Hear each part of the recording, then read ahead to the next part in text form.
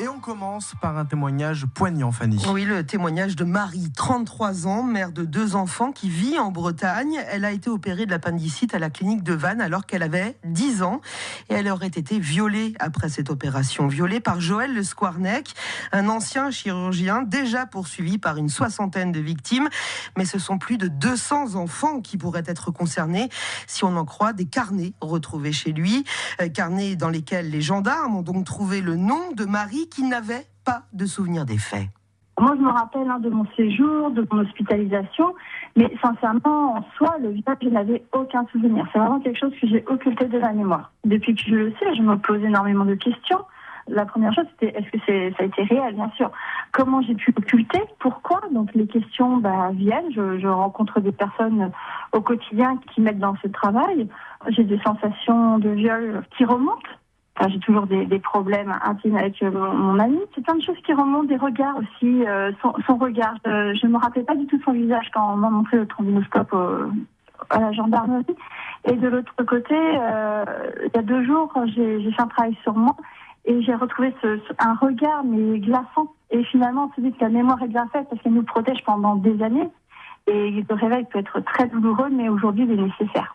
On me l'a lu une première fois. J'ai voulu le relire et je vous avoue que la relecture était impossible. Je regardais le texte mais je n'arrivais pas à rentrer dedans. Le dire, ça reste quand ça à la gorge. Vous imaginez juste ouvrir un livre pornographique, bien hard, et je vous dis juste que là on parle de vous en tant qu'enfant. Je pense que rien que ça prend. Il décrit bien sûr ce qu'il fait. Il dit ce qu'il aurait aimé faire mais qu'il ne pouvait pas faire par rapport aux circonstances du moment.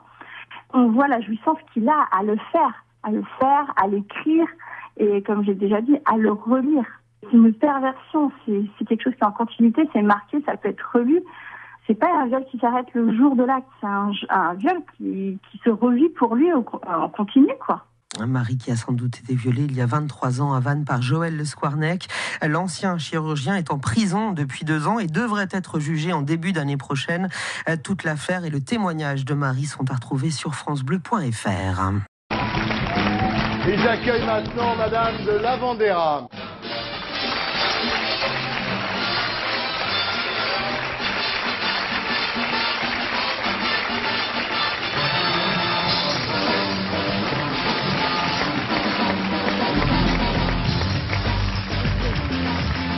Donc ce soir, je ne vous appellerai pas Marie Laforêt. Merci. Vous n'êtes pas en promotion pour quoi que ce soit. Vous êtes ici pour vous exprimer. Merci d'avoir choisi, d'ailleurs, Tout le monde en parle.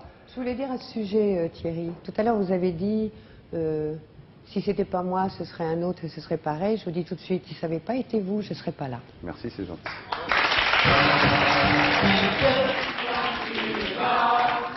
Je vous demande de vous arrêter.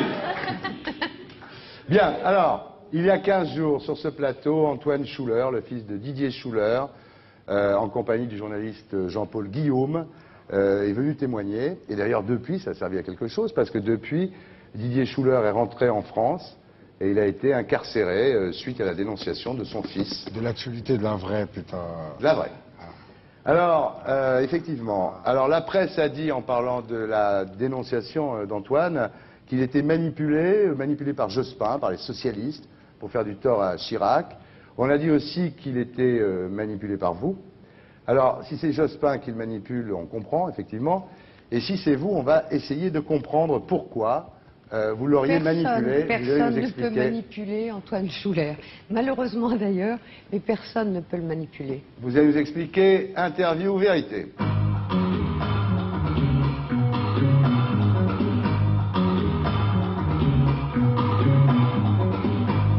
Alors, on va reprendre les choses au début, pour que tout le monde comprenne bien. Vous avez été marié avec un ami de Didier Schuller qui s'appelle Éric de Lavandera, qui est un Français, agent de change, qui vit en Suisse. Lui, il avait été marié en première noces avec Catherine Hennessy, qui est l'héritière des Cognac Hennessy, et ils ont eu un enfant. 2. Dont un s'appelle Diego de Lavandera, qui est ami avec Antoine Schuller, enfin qui était ami avec Antoine Schuller, comme les 2 papas étaient amis. Alors, on va d'abord commencer par ça, parce qu'on en a beaucoup parlé dans la presse, et j'aimerais que vous expliquiez là-dessus. Votre mariage avec Éric de Lavandera s'est pas bien passé. Très bien passé. Il s'est extrêmement bien passé. J'ai eu la chance de tomber sur un homme courtois, intelligent, cultivé, gentil. Et pendant, je dois dire, pendant 13 ans, j'ai vécu un mariage extrêmement heureux jusqu'au dernier mois de notre mariage qui a été très traumatisant, extrêmement bouleversant et où je n'ai strictement rien compris à ce qui se passait. Voilà, vous pouvez continuer. Non, je continue parce que c'est vrai que ça s'était pas très bien passé avec Catherine Hensi. Ça c'était comme pour moi, ça s'était Ouais. extrêmement bien passé pour Au elle. début. Elle a eu 2 enfants donc avec Monsieur de la Vandera. Elle a été, je crois, extrêmement heureuse pendant 7 ans.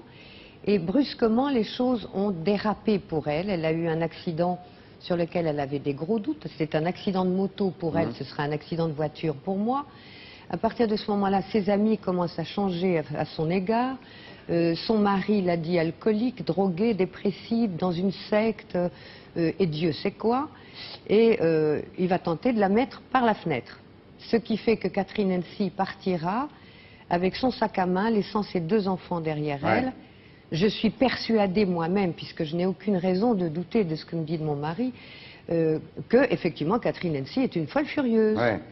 Donc je vais élever Diego et Isabelle comme mes propres enfants, et je les élève donc en même temps que mes propres enfants, dans une ambiance extrêmement joyeuse et agréable. Alors votre mari a eu un comportement effectivement un petit peu bizarre avec vous. Il dormait avec un couteau à cran d'arrêt sur la table de nuit, c'est vrai? Non, il ne dormait pas, il me montrait le couteau à camp d'arrêt. Ouais. C'est vrai qu'il vous prenait le pouls pendant la nuit pour savoir si vous étiez Et toujours ça, vivante? c'est une version extrêmement expurgée des faits tels qu'ils se Ouais. sont passés.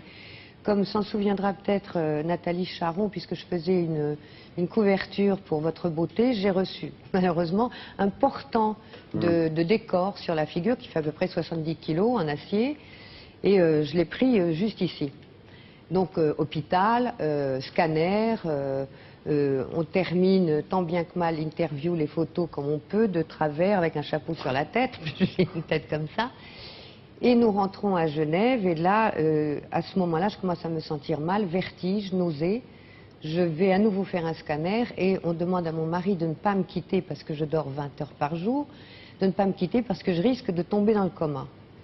Et il va se passer quelque chose de très extraordinaire. De 7 heures du matin à 1 heure du matin, mon mari me laissera seule. Sans manger, sans boire, il fait très chaud, nous sommes au mois d'août. Et pendant 2 jours d'affilée, ça se reproduit.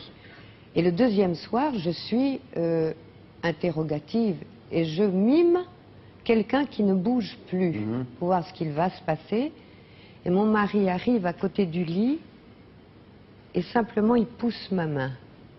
C'est ce que veut dire cette simple phrase. Vous en déduisez ce que vous voulez. Les freins de la voiture qui lâchent C'est brusquement. très étonnant quand on a une voiture qui est une Range Rover. Quand on est envoyé en mission au Festival de Cannes et qu'on a pour mission apparemment de rencontrer Monsieur Mouillot et de revenir avec une certaine somme d'argent dont je parlerai uniquement devant les juges. Mais je suis heureuse de pouvoir le dire à l'avance devant vous ce soir, comme je le ferai à chaque fois que j'irai voir un juge. Je l'ai fait et j'ai essayé de le faire très souvent pendant 8 ans. Aujourd'hui, j'ai pris la décision de parler d'abord à la presse avant de me présenter devant un juge, de façon à ce que l'opinion publique française soit au courant de ce qui se passe. Oui, ça vous protège d'une certaine façon. Me protéger, je vais vous dire très sincèrement, je pense que j'aurai une peau de banane qui glissera sous un camion, lequel sera écrasé par un avion, que j'aurai une balle dans la tête, que je serai suicidée, que je serai très déprimée. Mais quoi qu'il en soit, aujourd'hui, j'ai enfin la possibilité, après 8 ans, de dire ce à quoi nous avons tous à faire face, tous ici, nous les Français, nous avons à faire face à une organisation extraordinairement dangereuse et le gouvernement ne peut rien y faire. Alors vous découvrez un jour que votre mari a pris une assurance vie, dont il est le bénéficiaire si vous décédez. Vous découvrez aussi d'autres choses, on va peut-être pas tout étaler ici, mais Si, enfin... je vous en prie, faites-le. Qu'il a des relations homosexuelles avec un homme politique international très connu. Vous finissez par découvrir que les affaires de votre mari sont pas très claires, en fait. C'est-à-dire que je découvre rien du tout. J'ai tellement la trouille que je finis par demander à des gardes du corps de venir et en 1 heure, je dis à mon mari, je suis désolée, je ne resterai pas dans la même pièce que toi. Soit tu vas à l'hôtel, soit moi je vais à l'hôtel, mais c'est terminé, j'ai eu trop la trouille. Donc nous nous séparons très abruptement. Il me laisse dans l'appartement qu'il a mis à mon nom pour une raison que j'ignore, mais que les juges, j'espère, comprendront mieux que moi. Et je découvre là ce qui était supposé être les archives de la charge Éric de la Vandera. Ce ne sont pas des archives, ce sont des papiers. Et donc il laisse un ordinateur dans l'appartement. Notre ordinateur dans un appartement qui est à mon nom. Ouais. Notre ordinateur contient effectivement 95% de dossiers qui lui appartiennent, auxquels je ne comprends rien pendant 4 mois. Et au bout de 4 mois, je commence à découvrir la vérité. Et c'est tout à fait, et extraordinaire et abominable.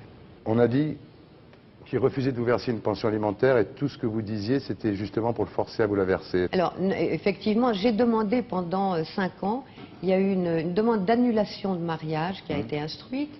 Cette demande d'annulation de mariage, dans la mesure où on annule le mariage, ne vous donne pas droit à une pension alimentaire. C'est donc prouvé que ça n'était pas le but premier. Au jour d'aujourd'hui, il est bien évident que, comme n'importe quelle femme qui divorce, je demande une pension alimentaire. Mais effectivement, il y a quelque chose de très spécial.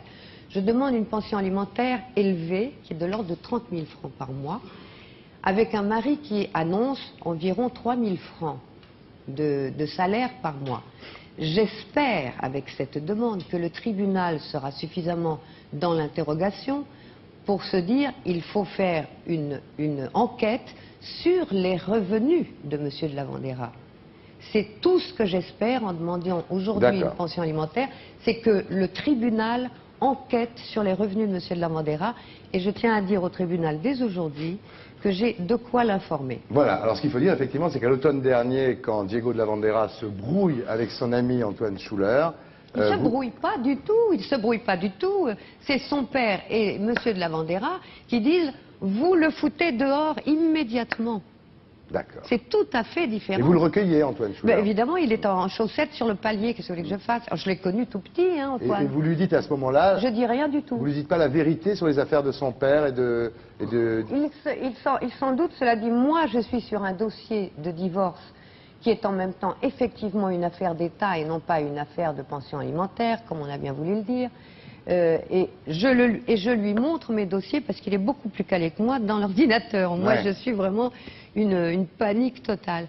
Donc lui commence à naviguer et d'un coup, il a la révélation absolue qu'il y a, comme je le pense moi-même, effectivement une organisation, appelons ça une organisation, qu'il y a une organisation criminelle qui, en ce moment, a à peu près à sa disposition 250 fois le budget de la France. J'estime aujourd'hui, malheureusement, et j'ai pas eu envie que ça me tombe sur la tête, et ça m'amuse pas, et c'est pas mes oignons, et c'est pas mes affaires, je suis dans une autre vie, une artiste, et je n'ai envie de m'occuper que de ça. Mais il n'empêche qu'aujourd'hui, je me lève pour dire, faites attention, vous êtes aujourd'hui dans un extrême danger. Alors évidemment, depuis 8 ans, tout le monde dit que je suis une folle, une droguée, enfin, etc., comme Catherine Elcy. Et effectivement, ça a été très difficile. Aujourd'hui, j'ai la chance, merci Didier Schuller, j'ai la chance de pouvoir faire entendre ce que j'ai à dire. C'est pas pour moi, encore une fois, que je le dis. C'est vraiment, c'est pour vous. On va justement maintenant voir un petit peu tout ce qui vous est reproché. On vous reproche de fréquenter, Antoine Schuller et vous, un personnage un peu étrange, un peu ambigu, qui s'appelle Christian Cotten, qui s'est joint à vous. Lui, il dit qu'il est psychosociologue, on le dit proche du mouvement sectaire, on le dit proche de l'extrême droite, et Didier Schuller, d'ailleurs, parle de secte fasciste européenne en ce qui le concerne. Qui est ce Christian Cotten et comment avez-vous été en contact avec lui? Antoine, lui, qui était toujours sur l'ordinateur, était en train de naviguer, comme on dit, sur Internet, ce que je ne sais pas faire. Et trouve un monsieur qui a l'air de s'occuper très fort de l'organisation du Temple solaire. Je ne sais pas si ça s'appelle organisation, peut-être que oui. Ordre du Temple solaire, l'ETS. Bon, voilà, l'ETS. Alors, il se trouve que, malheureusement, je suis en mesure de donner des informations, puisque j'ai moi-même essayé, mon mari a essayé de m'entraîner dans cette secte. Ah, d'accord. Donc, j'avais 2 ou 3 détails, et je me suis dit, dans le fond, ce pauvre monsieur qui a l'air de chercher des choses, j'ai convoqué monsieur Cotten, chez moi à Paris, je lui ai donné les informations qui étaient à ma disposition, puisque c'est mon témoignage et que je peux le prouver, et je lui ai donné ça. Merci, au revoir. Et j'ai dit à Antoine, quand nous sommes rentrés tous les deux à Genève, on arrête là, c'est pas la peine d'essayer avec les Français. Nous avions déjà envoyé un dossier à la CIA, au FBI, ça a l'air fou ce que je dis, hein. Ça a l'air vraiment fou. Tout à fait, Alors, on veut soit vous faire taire, effectivement. On veut me faire taire. Ouais. Comment donc on veut me faire taire? Oui, soit vous faire passer pour cingler. Mais avec ce que je raconte. Mais sincèrement, on me raconterait une histoire comme ça, mais je suis la première à dire, mais attends, la fille, elle est piquée.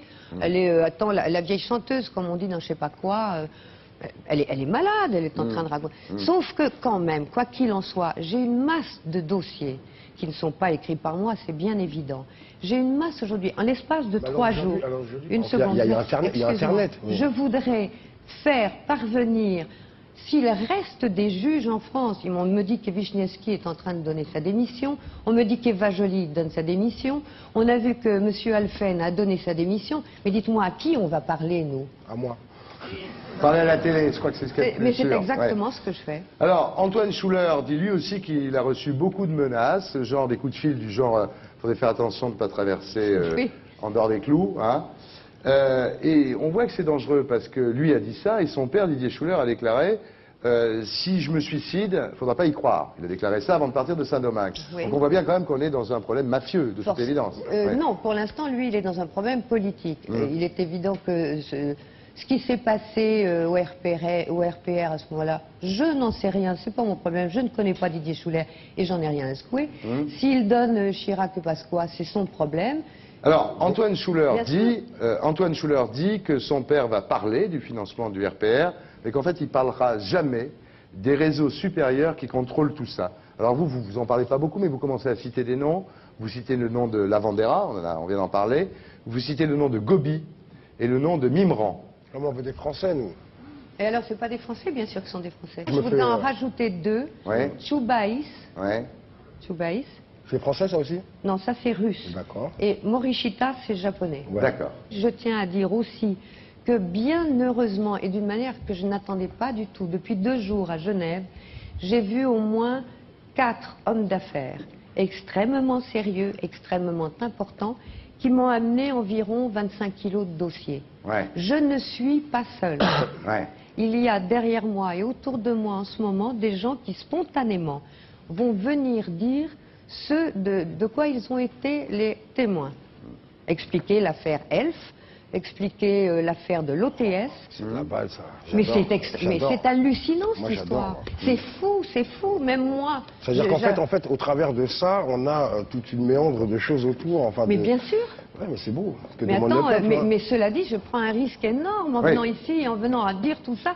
Ça ne m'amuse pas, j'ai rien à vendre, j'ai rien à Que ça des me emmerdes, rapporte que rien, des emmerdes et des des coups à emmerdes. prendre, on est d'accord. Que Oui. des emmerdes et Oui, des ça, coups je suis à d'accord prendre. avec vous, oui. Je monte au créneau et je le ferai incessamment. Ils ont vraiment fait n'importe quoi avec mes enfants et ça, je le supporte pas. En fait, c'est la raison de base. C'est la raison de base. D'accord. C'est la raison de base. Tous les 5, non, Ouais. 4, voilà. Ouais. C'est-à-dire que Diego de Lavandera était malade, en fait. Il a eu un cancer du poumon. 2. Ouais. 2 cancers, voilà un enfant qu'on soigne, Quel âge il a, cet enfant? 27 ans. Voilà un enfant qu'on soigne en lui faisant des piqûres d'hormones mâles. Et auquel on donne une somme de 400 000 francs par mois pour avoir accès à toutes les drogues dont il a envie. Ouais. Quand on l'envoie dans un centre ici à Paris, il tombe sur un psychiatre qui lui dit « T'en fais pas Coco, je suis franc-maçon, tu peux tout me dire ». Il sait très bien qu'il est dans les mains de son père. Comment voulez-vous que cet enfant puisse venir à la surface, puisse exprimer ce qu'il a à dire, puisse sortir de la drogue et du désarroi dans lequel il est? Il n'a pas le droit de me parler. Mais enfin, Alors que vous l'avez élevé. Je l'ai élevé. Il n'a pas le droit, depuis 1994, il n'a pas le droit de me parler. Quand il me parle, il y a la Révolution et Didier Schuller rentre à Paris. Vous le croyez, ça? Moi, mon problème, c'est que c'est louable, hein, mais j'ai du mal à avoir de la peine pour cet homme-là, quoi, Pour Diego? parce que je connais un Azouz, il habite pas loin, il est Non, à je te l'hôpital dis, de la voilà, Fontaine, t'as pas de la peine parce qu'il a 400 000 balles par lui aussi, il a mois. envie de se droguer. Mais certes, mais moi non exemple, plus. hein. Par exemple. C'est pas ça qui me fait pleurer, on est bien d'accord. Cela dit, son problème reste le même. Est-ce qu'on se rappelle quand même qu'il n'y a que 15% de la population mondiale qui a un toit déjà? C'est exactement pour cela que je me bats. Si t'as pas compris que c'est pour cela que je me bats. C'est pour cela que j'essaye de faire péter cette saloperie de mafia de merde. Sur la conjoncture, j'ai un problème un peu, mais je peux comprendre. Non, mais c'est pour eux que je me bats. Je veux pas qu'on ait la révolution. Je veux simplement avertir les gens, leur dire, vous voyez bien qu'il se passe des choses bizarres. Moi, il y a des gens qui font un procès et ça mène à rien. Moi, et puis c'est repoussé. Et puis l'OTS, on n'en parle plus. Ce sont des gens qui se suicident avec 9 balles dans le corps. Mais on nous prend pour des cons. Mais levez-vous, nom d'un chien. Levez-vous et venez dire, mais arrêtez de nous prendre pour des cons. C'est pas vrai, il se passe quelque chose. J'ai pas envie d'être là. Ça me fait chier. Mais je suis obligée de le faire. Tu comprends mieux?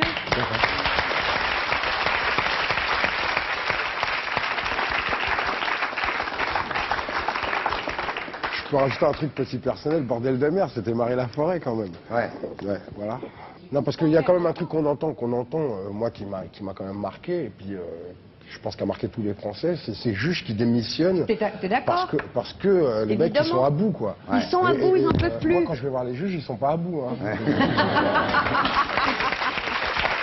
Alors, vous restez avec nous?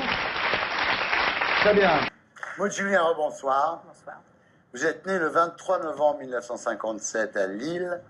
Votre père, Louis Didier, est un chef d'entreprise fortuné et respecté qui a été initié à d'obscurs rites maçonniques.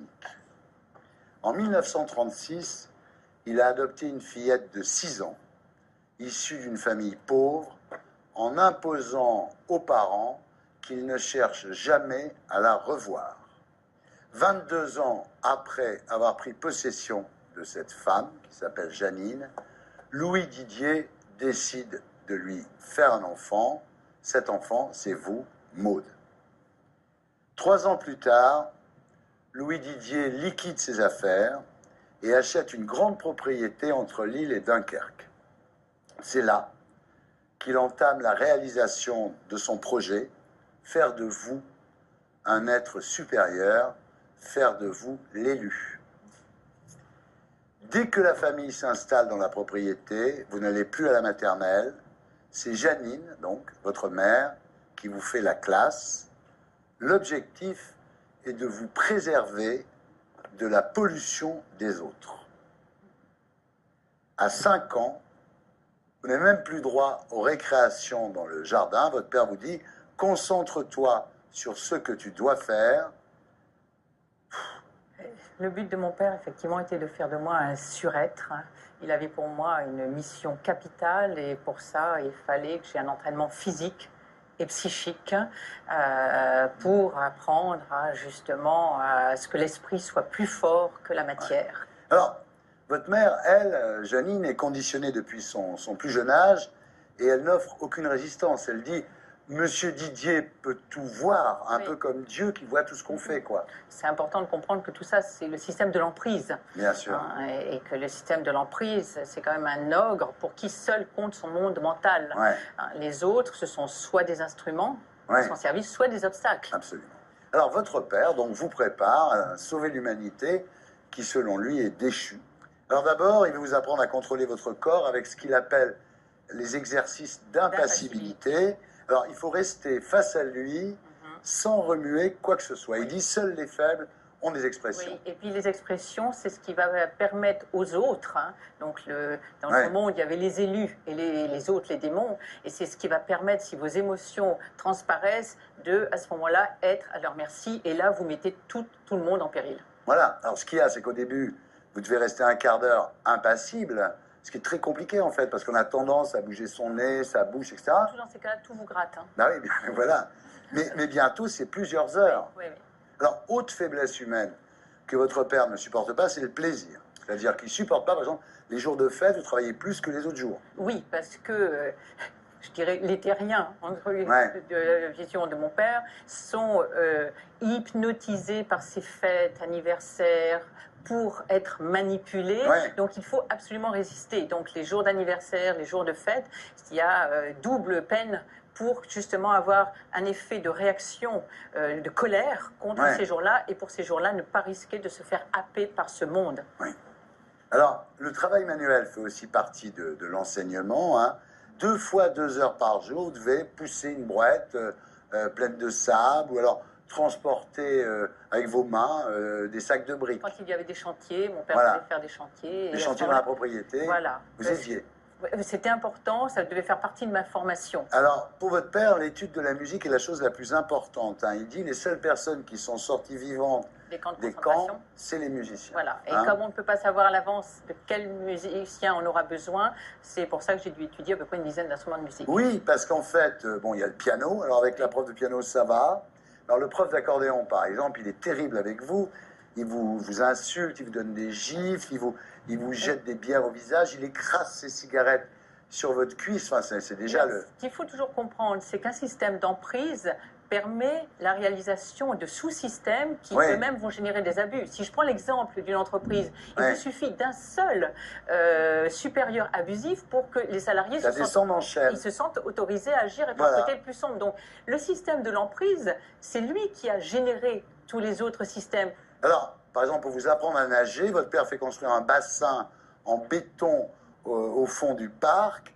Et à l'âge de 5 ans, vous êtes jeté par votre mère dans l'eau froide. Partant du principe que les esprits forts sont capables de se débrouiller, donc je dois arriver à me débrouiller. Bon, depuis, je suis restée quelqu'un qui déteste nager. Je comprends. Alors, votre père, ça, quand même, s'inspire beaucoup du Troisième Reich.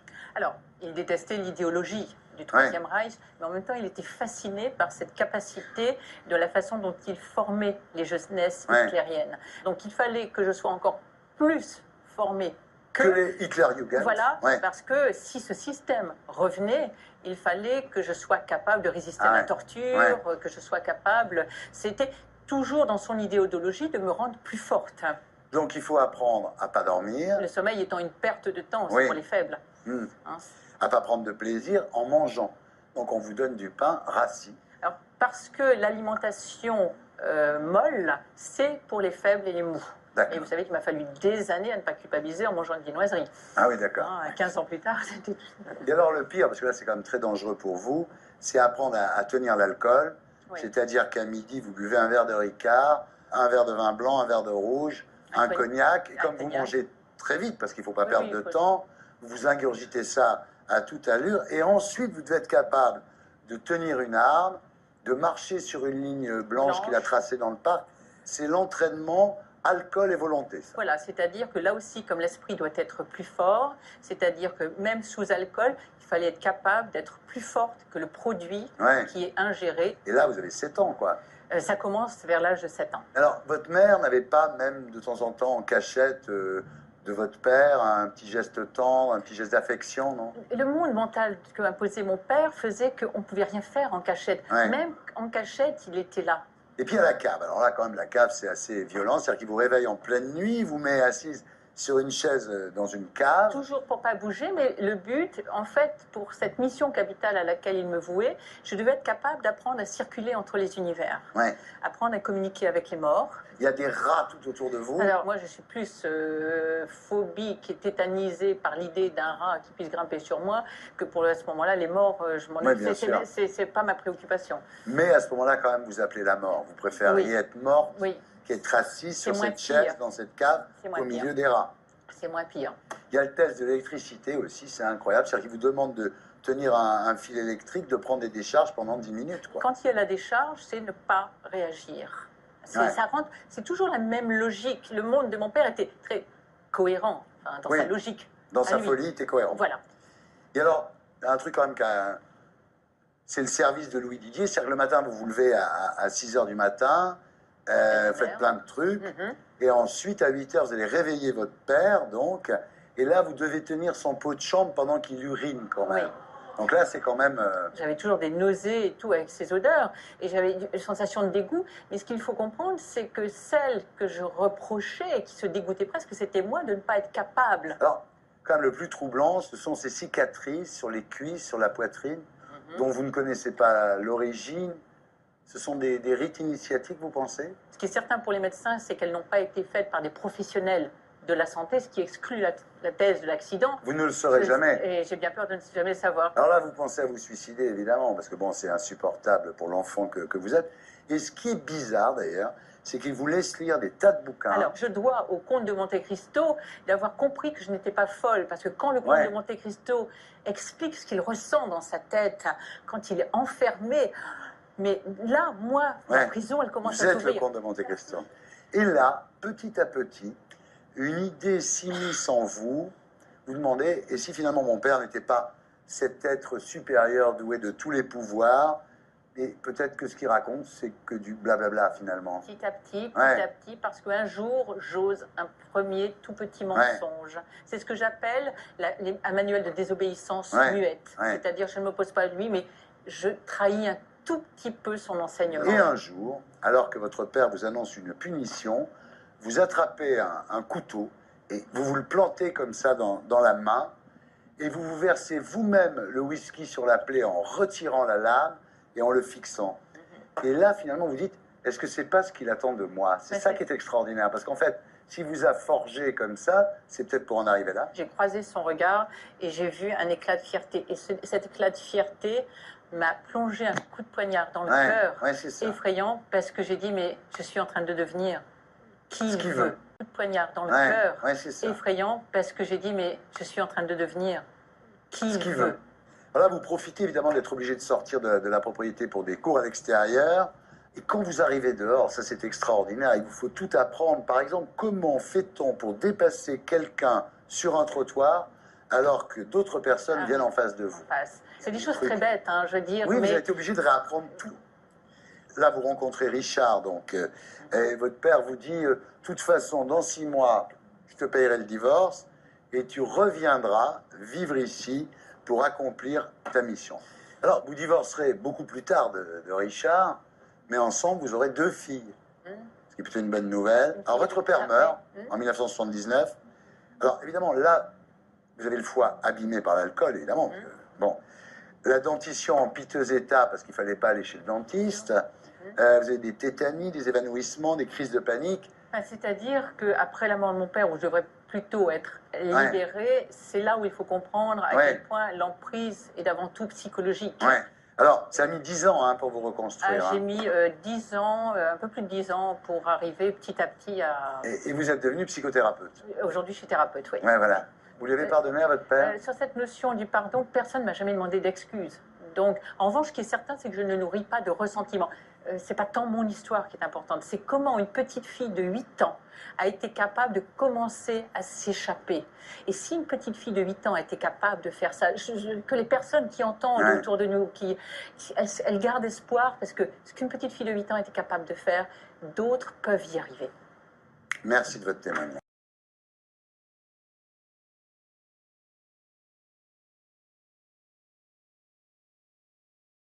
I'd like to present our first speaker, Dr. Randy Noblet. He is a clinical psychologist in private practice. He is has developed a lot of expertise, somewhat against his will, in the area of ritual and cult abuse. He's the author of a book to be published in August entitled Cult and Ritual Abuse, Its History, Anthropology, and Recent Discovery in Contemporary America. So without further ado, here's Dr. Noblet. Some of you may be wondering, though, at this point, okay, mind control, what does that have to do with cults? Since that word is associated with the topic for this conference, I wonder how many people out there think that there are groups, cults, whatever, where they practice, let's say, harmful, deviant, black magic, Satanism, not witchcraft in the sense of Wicca, but dark arts, so to speak. I wonder how many people think that. And some of you might be wondering, what is the connection between cults, witchcraft, Satanism, so on, and the mind control that you're going to be hearing a great deal about from the finest experts on that subject here.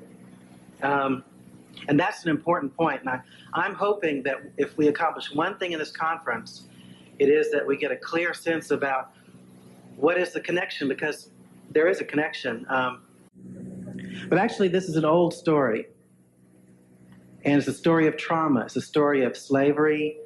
It's a story of the complete annihilation of other human beings when you can get away with it. It's a very, very sad story and has a long history. We can hear about that story and read about it in old documents, such as the Bible.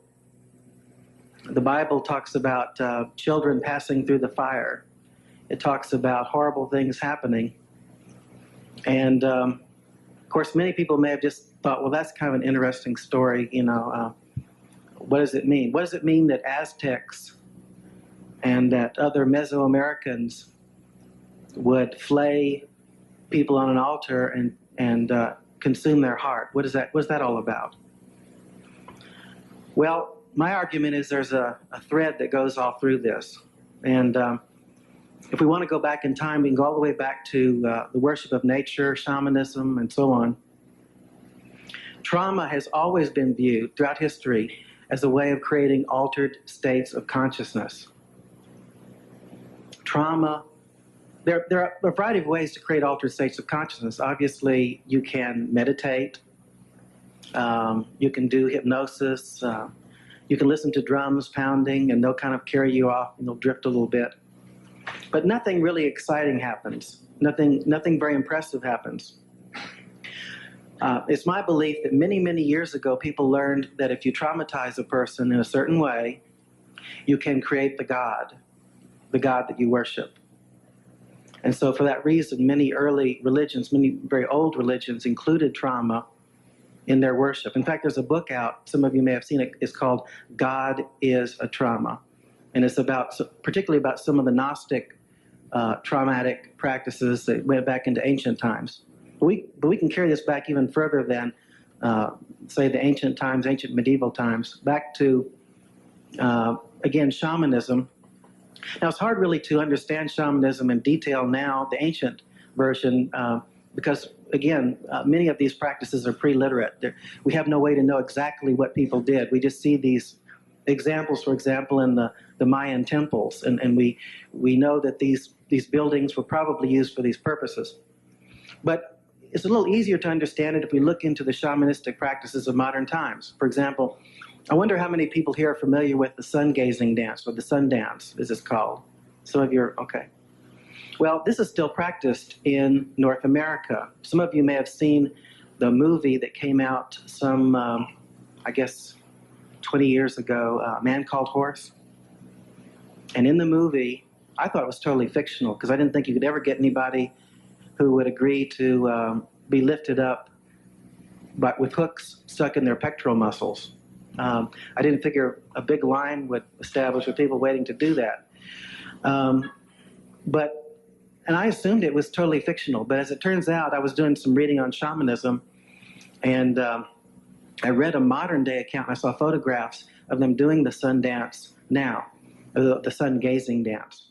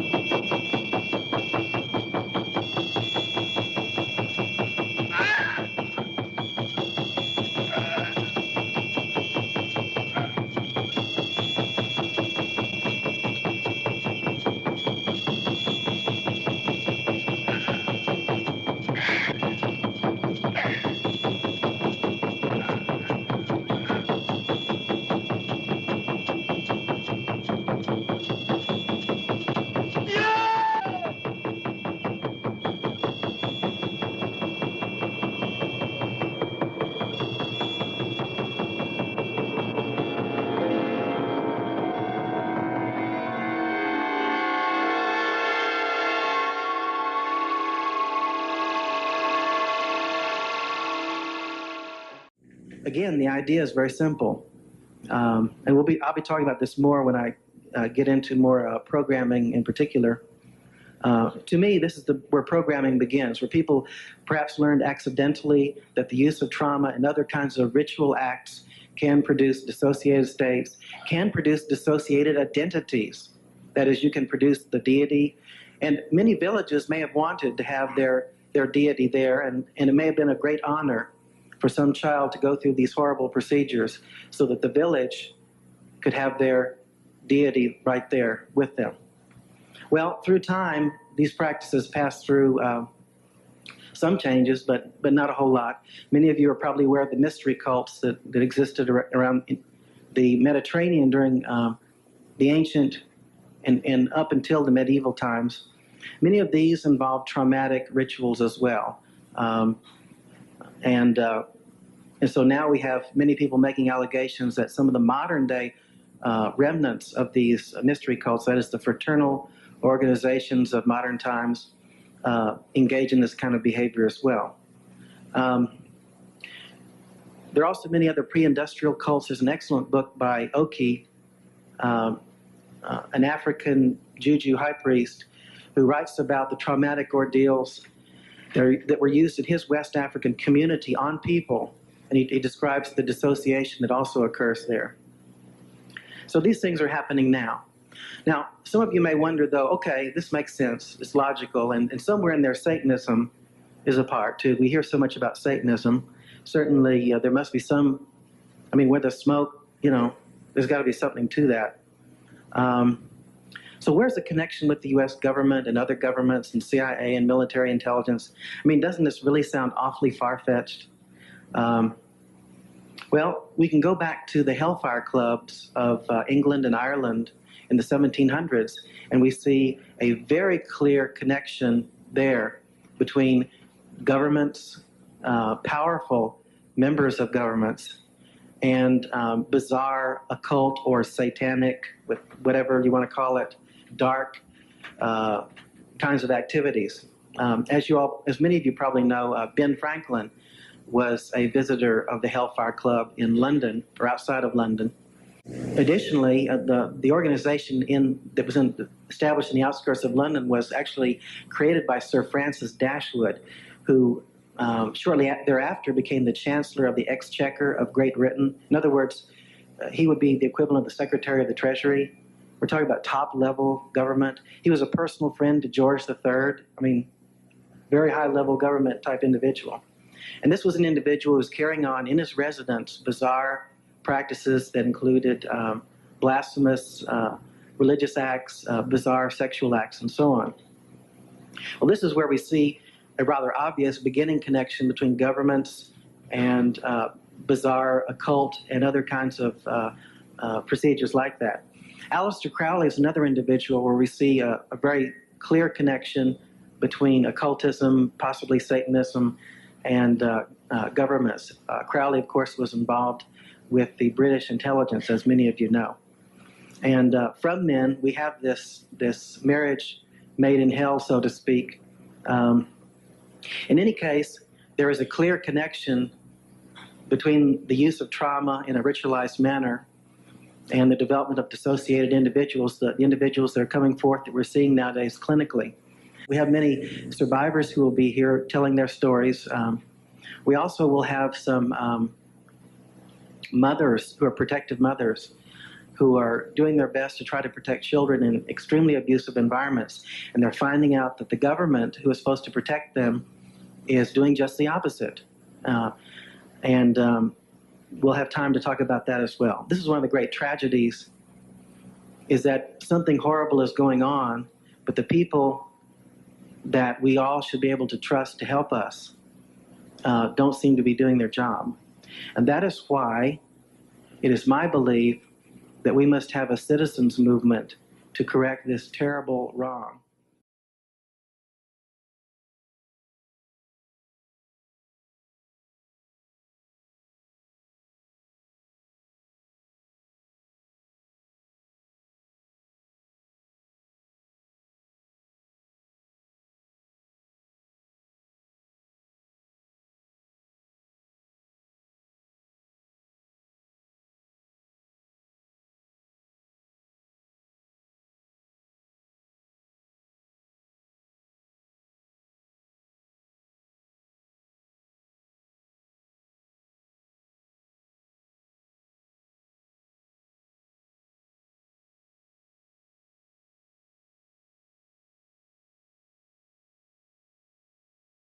And you've focused on specific issues with your releases of the Stone Angel information package. Maybe we could talk about the different issues that you've released and what they focused on.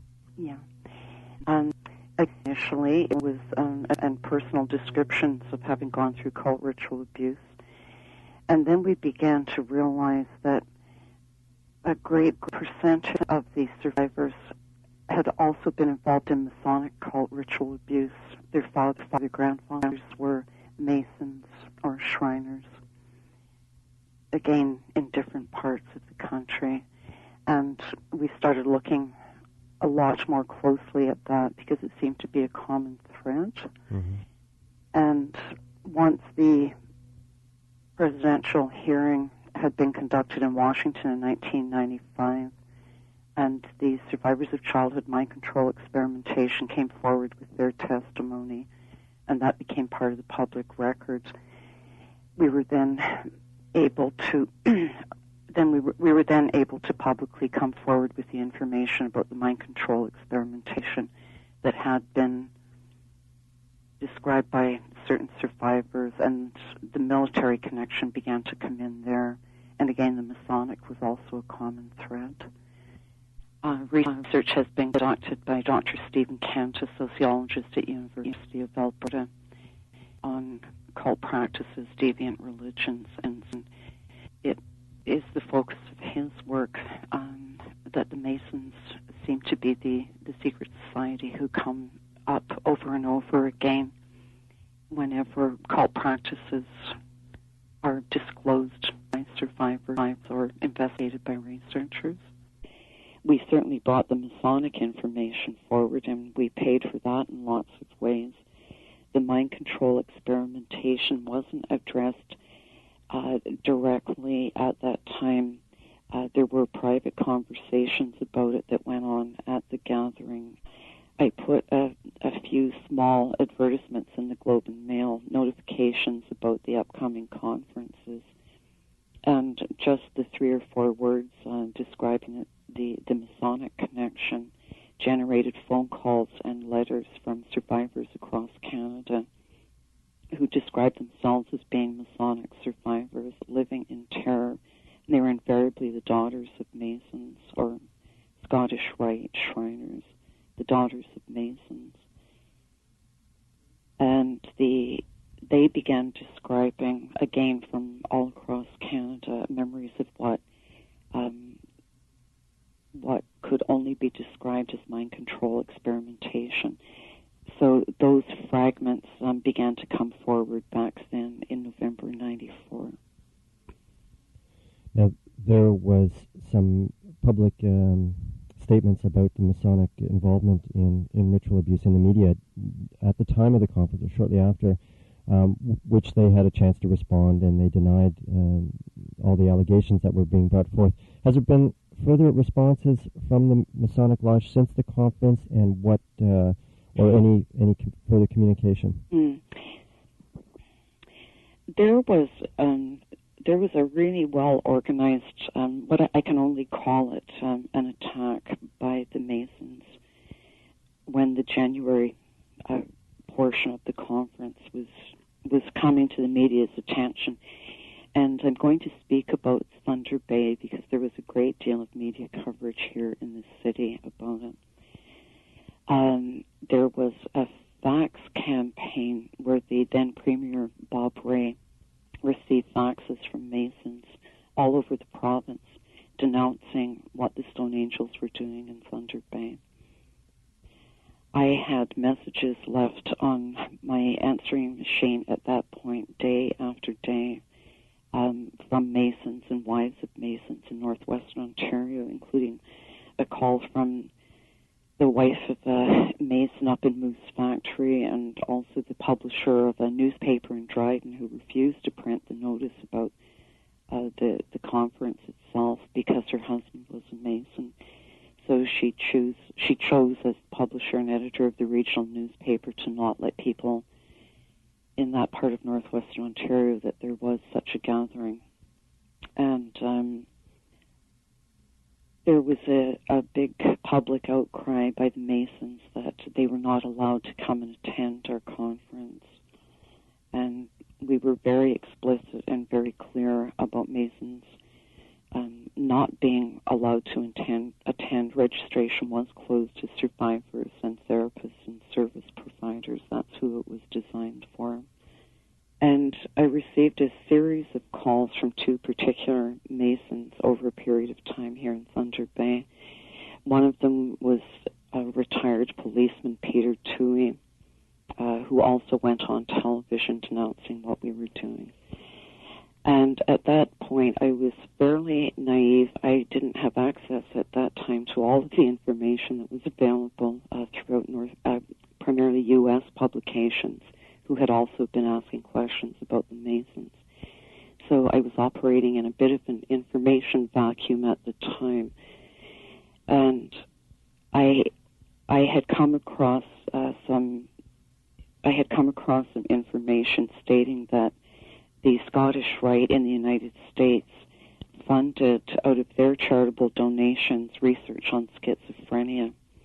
I can remember reading that and thinking how curious and how chilling that the upper echelon within the Masonic secret society would choose to use their charitable monies to fund research on schizophrenia, which is very similar in some ways to the multiple personality disorder or the dissociative identity disorder, which is displayed by 99% of survivors of ritual abuse and certainly of mind control experimentation. Mm-hmm. And I very naively asked Mr. Toohey if he was aware that monies were being used for these purposes, and he very proudly told me that, well, yes, and here in Thunder Bay, all the money that the Shriners raised went to fund a research project on the study of schizophrenia at University of British Columbia. I found that very frightening and very chilling, that the money from this community in Northwestern Ontario, raised by this male secret society, would be directly funneled to a university on the West Coast.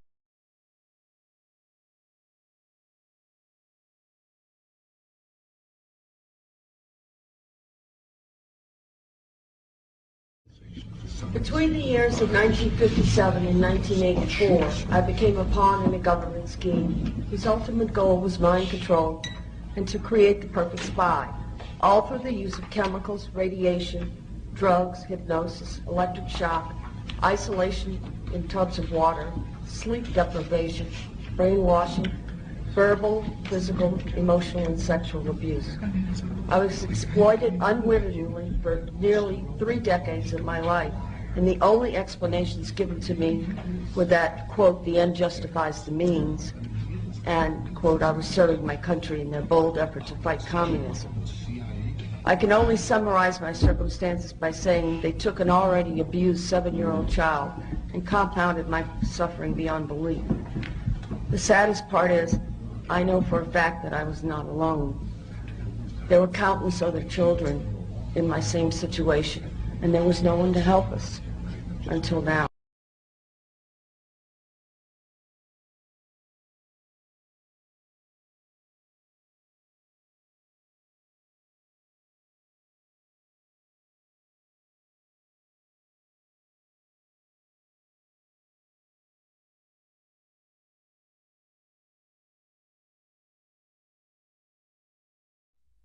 Did you feel that the doctors were deliberately creating dissociation with you? Yes, they knew that I could dissociate from the beginning, so they just caused me to dissociate even more, because the more you split, the easier it was to hide what they were doing. In other words,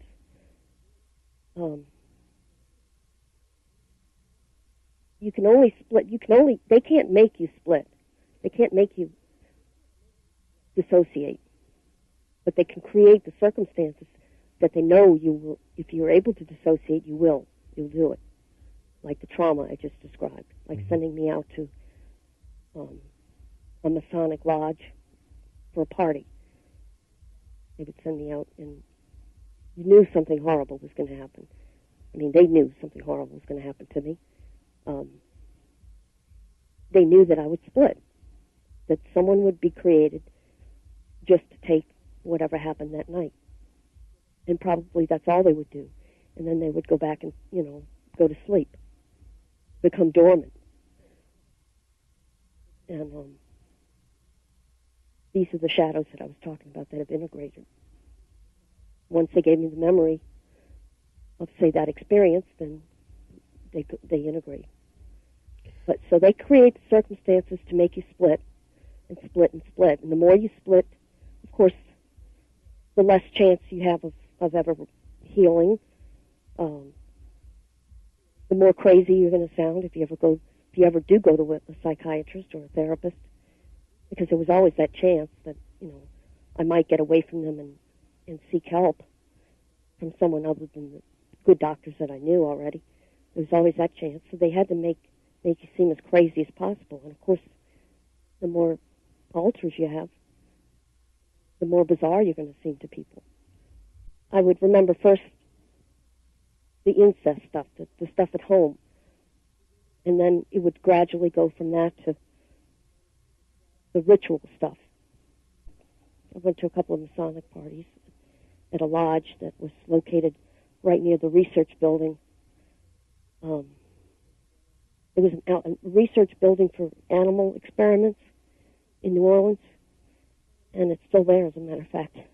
I've been back there, and they sent me there sometimes for certain tests or for experiments. And there was a Masonic lodge right around the corner from it, and they sent me to a couple of parties there. And these people they go crazy at these parties. And these men, they just get drunk and, they just pass you around, and it's horrible what they do. Was it sexual abuse that was going on, or other kinds of abuse at these parties? Yes. They'd make you perform sexually. They'd make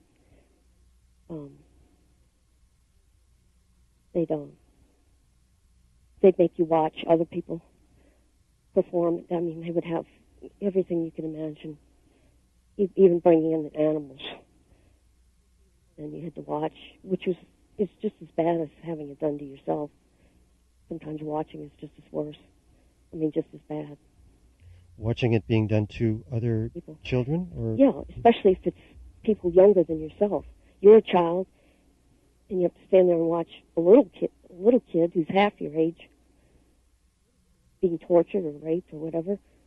I mean, that's just as bad as having it done to yourself. You'd almost rather it be done to you because,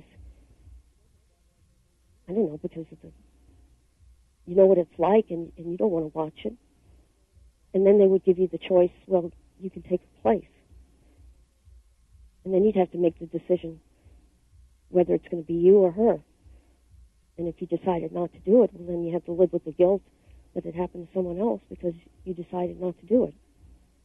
So they had you either way you looked at it. I mean, you're screwed either way, literally. I mean, there was no way out of any of these situations.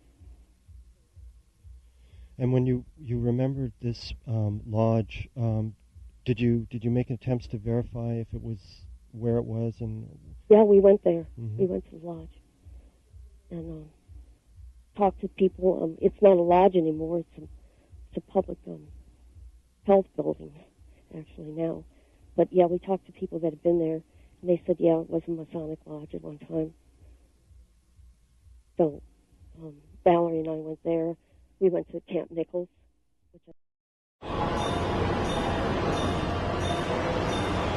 C'est mon test d'ébriété, ça. Il est de quelle couleur, l'éléphant? En fait, j'ai vu qu'il y a certaines personnes qui disaient que ça, c'était une légende, mais je peux vous rassurer, c'est dûment vérifié. On sait, et les archéologues qui ont étudié notamment ce qu'on appelle l'effondrement de l'âge du bronze, qui est une période très significative dans l'histoire humaine, à l'âge de bronze, le fer était un métal précieux. À la fin de l'âge du bronze, le fer était difficile à se fournir, à se procurer. Et notamment, c'est pour ça que les Égyptiens faisaient des bateaux démontables. J'en reparlerai plus loin dans la conf, parce que des clous en bronze pour un bateau, c'est pas top. Et les éléphants, pour les attacher, une chaîne en bronze, c'est pas top non plus. Alors, les Cornac avaient compris que la meilleure façon d'attacher un éléphant, c'était de l'attacher dans sa tête. C'est-à-dire, on lui mettait une petite cordelette à la con, à la patte, et enfant, bien sûr, petit, et là, il ne pouvait pas briser cette cordelette. Mais à l'âge adulte, on lui mettait la même cordelette toute moisie et l'éléphant ne bougeait pas. Parce qu'il avait intégré dans son conditionnement, son souvenir, sa psyché, appelez ça comme vous voulez, il avait intégré l'idée que cette corde était invincible et qu'il ne pouvait rien faire contre elle. Du coup, il ne bougeait pas. Et il y a beaucoup de champions, pas de rodéo, mais de western, d'équitation western, qui s'amusent à attacher leur cheval à une chaise de jardin. Et ce qui est dingue, c'est que le cheval, il est attaché à une chaise de jardin, il ne bouge pas, parce qu'il voit qu'il y a le nœud. Mais si on laisse la corde sans le nœud, là, il se casse, il n'est pas con, quoi. Donc, la question qu'il faut se poser, c'est combien de ces cordes on a dans la tête? Parce qu'on en a tous, en fait. Notre cerveau, c'est un peu comme un smartphone, il a des applications. Il a un environnement applicatif. Et il a un environnement applicatif qui est là depuis la naissance, qui est installé par le constructeur, si vous voulez, et ça, c'est la peur d'être abandonné. Notre cerveau, il a peur d'être abandonné quand on est petit. Et puis chez l'adulte, ça devient la peur d'être exclu par le groupe. Voilà. Chez l'adulte, ça devient la peur d'être rejeté par le groupe. Ça, c'est très douloureux. Ça. On a la preuve aujourd'hui en imagerie fonctionnelle que quand un humain est rejeté par son groupe, la partie du cerveau qui s'active est une partie associée à la douleur physique. Et d'ailleurs, la douleur psychologique est beaucoup plus pénible que la douleur physique, figurez-vous. Beaucoup de gens pensent que c'est le contraire. Mais imaginez, vous montez à cheval et vous vous pétez la jambe. Mais violent, hein, genre la fracture ouverte, le truc sale, quoi. 6 mois plus tard, 10 mois plus tard, vous allez remonter à cheval. Maintenant, imaginez, vous montez à cheval, et là, on vient vous annoncer la nouvelle la plus terrible de votre vie. Bon, cocher au choix, la mort de votre mère, de votre enfant, un truc vraiment atroce. Là, je peux vous garantir qu'une fois sur deux, vous ne remonterez plus jamais à cheval. Parce que la douleur psychologique, il est beaucoup plus difficile de s'en défaire que la douleur physique. Et CF, le stress post-traumatique, etc., dans les zones de conflit. Donc la question à se poser, c'est combien de ces cordes on a dans la tête? Et je vais vous en donner un petit exemple. Il y a une professeure américaine qui s'appelle Charis Nixon, et elle fait un test avec ses enfants, elle leur demande de faire des anagrammes. Vous voyez dans la colonne de gauche, la copie qu'elle va donner à tous ses élèves de sa classe, donc 30 élèves, et elle leur dit, quand vous avez résolu cette copie, donc trouvez les anagrammes de ces mots, vous levez la main. Et à 3 élèves, elle va les piéger, elle va leur filer la copie de droite. Et la copie de droite, les 2 premiers, vous pouvez chercher tout ce que vous voulez, il n'y a pas d'anagramme en langue anglaise. Bon. Par contre, le dernier, c'est le même. Et le dernier, il y a peut-être quelqu'un qui a trouvé dans la salle. Je sais que vous n'êtes pas forcément natif, c'est plus dur quand on n'est pas natif, mais non? Petit test. American, absolument. Là, je vois qu'on a une double ceinture noire de Scrabble. Et donc, effectivement, vous voyez, c'est pas votre langue maternelle, vous avez trouvé tout de suite. En fait, en laissant 5 minutes aux élèves, surtout qu'ils ont l'élan, vous voyez qu'ils sont de plus en plus durs, mais donc ça commence par le plus simple. Donc, bat, tab, melon, lemon, cinérama, American. Ok. Eh bien, qu'est-ce qui se passe en fait? Quand les autres élèves qui ont la copie, avec les 2 premiers impossibles, ils voient toute la classe qui lève la main, eh bien, ils sont convaincus que le 3e est impossible aussi. Et ils le disent, on les passe au détecteur de mensonges, pour eux, le 3e est impossible. Leur cerveau leur a dit, n'essaie même pas, tu vois pas que c'est pas possible, n'essaie pas. Et ce qu'ils rapportent ces élèves, quand on leur demande comment vous vous êtes sentis, ils disent, je me suis jamais senti aussi con. On appelle ça l'impuissance apprise. Learned helplessness en anglais. Et je vous surprendrai pas en vous disant que c'est un paradigme qui a été découvert par la CIA pendant la guerre froide. Elle a été découverte par un professeur qui s'appelait Martin Seligman et qui avait torturé des chiens, voilà, parce qu'on fait un peu ça aussi. Et il fallait surtout pas rire à celle-là en fait. Et Martin Seligman, il a pris une cage avec un mur et un côté de la cage, il balance une décharge électrique, il met un mur que le chien peut sauter, le chien saute le mur et il va du côté de la cage protégée. Ensuite, il balance une décharge de l'autre côté et il voit que le chien saute très bien.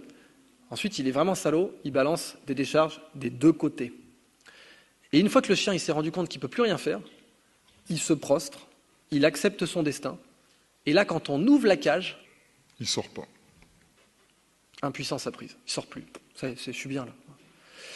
Et ça, les preneurs d'otages connaissent ça.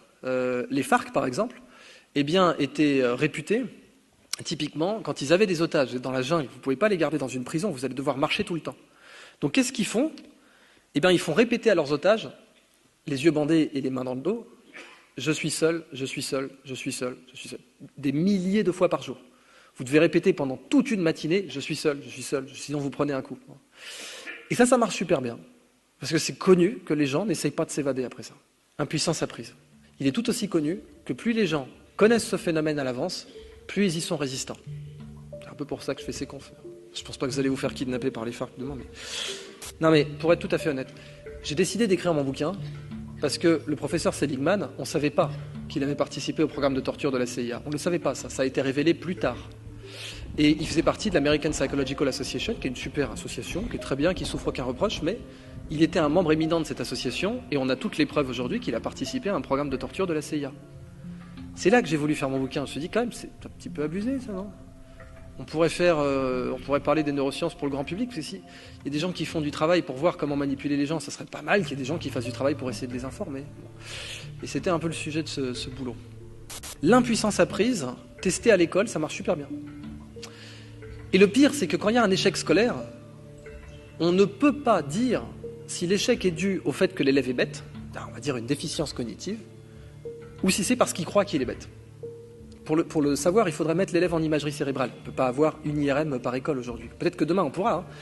De même qu'avant on ne pouvait pas avoir un ordinateur par école, du temps d'IBM où les ordinateurs faisaient la taille d'une salle de billard et qu'aujourd'hui il y a plein d'ordinateurs par école, peut-être que demain il y aura des moyens. Mais pour l'instant, on ne peut pas. Donc quand un élève rate, on ne sait absolument pas dire si c'est parce qu'il est convaincu qu'il est mauvais ou si c'est parce qu'il n'a pas le niveau. Et l'impuissance apprise, j'insiste, ça se produit en un quart d'heure. Un quart d'heure. Et chez l'adulte, ça c'est un autre essai, c'est une expérience qui s'appelle l'expérience de conformité de H. Solomon H, dans les années 60, il présente les lignes que vous voyez ici, là, les lignes que vous voyez à droite, et il demande à des adultes laquelle de ces trois lignes est de la même taille que celle de gauche. Bon, on fait le test. C'est la ligne 2, c'est super simple. Mais après, il est malin, le mec, il va payer 15 acteurs pour dire non, c'est pas la 2, c'est la 3. Et là, il regarde combien de personnes changent d'avis. 8 sur 10 en moyenne. Alors, évidemment, quand on les interroge après, la majorité de ces 8 sur 10 va dire « Mais oui, je savais bien, je vais pas commencer à me friter pour des lignes. » Ils ont raison. Ils ont raison. C'est la bonne réponse. Mais il y en a une sur les 8 en moyenne qui va dire « Ah bon ?» C'est-à-dire qu'elle s'est auto-hypnotisée pour se conformer au groupe. Et ça, c'est flippant, parce que sur une ligne, ça va, mais quand c'est « Ouais, non, torturer des gens, c'est bien. » Non, mais il y a 15 personnes qui te disent que torturer des gens, c'est bien. Alors, qu'est-ce que t'en penses, c'est bien ou pas? Là, c'est plus dur. C'est ce qu'on appelle l'effet Nuremberg. Typiquement. Pourquoi des bons pères de famille peuvent buter des gens sans problème? Parce que leur entourage leur a dit que ça allait, en fait. Et c'est ça le problème, c'est que notre cerveau, quand il doit choisir entre la conformité et la vérité, il choisit la conformité.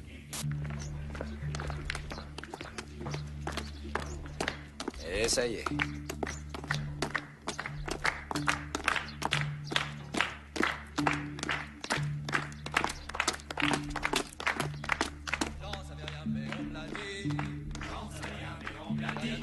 La poésie.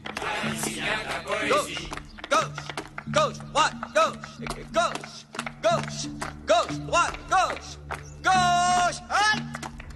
Merci, messieurs. Vous avez peut-être remarqué que chacun des trois est parti à sa propre allure, à son propre pas. Monsieur Pitts prenait son temps. Pour lui, il n'y avait pas le feu. Monsieur Cameron, on le voyait penser. Pouf, c'est comme ça, peut-être, peut-être pas. Si, c'était bien. Non, c'était pas bien, je sais pas. Monsieur Overstreet, lui, poussé par une force virile.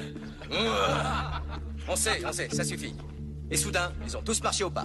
Tout ça avait pour but d'illustrer le péril du conformisme et la difficulté de préserver vos convictions, quoi qu'en pensent les autres. Certains d'entre vous, je le lis dans leurs yeux, se disent « Moi, j'aurais marché différemment. » Mais alors, pourquoi ont-ils applaudi en mesure?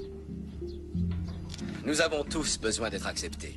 Mais soyez persuadés que vos convictions sont uniques, les vôtres, même si on les trouve anormales ou impopulaires, même si le troupeau dit « C'est mal !» Pourquoi? Parce que quand vous étiez dans la savane ou à l'ère glaciaire, pour nos ancêtres, si vous aviez raison, mais que vous étiez exclu du groupe, vous aviez raison, mais vous étiez mort. Donc c'était super d'avoir raison, mais si vous étiez exclu du groupe, vous étiez mort. Et en admettant même que vous réussissiez à survivre, vous n'aurez pas de descendance vu que vous avez été exclu du groupe. Avec la parthénogenèse chez l'homme, ça marche pas, en fait. Donc, Nous, on est les descendants de ceux qui sont restés dans le groupe, en fait. Alors, un autre exemple, ça, c'est l'utilise en marketing. Sachez que le marketing, en fait, ça consiste à associer à un produit quelque chose que les gens désirent et qu'ils ne peuvent pas avoir.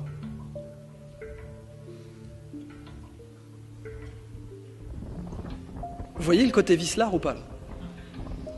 Ça, c'est une marque de cigarette qui a fait un carton en Afrique. Vous associez à la marque quelque chose que les gens désirent et qu'ils ne peuvent pas avoir, un visa.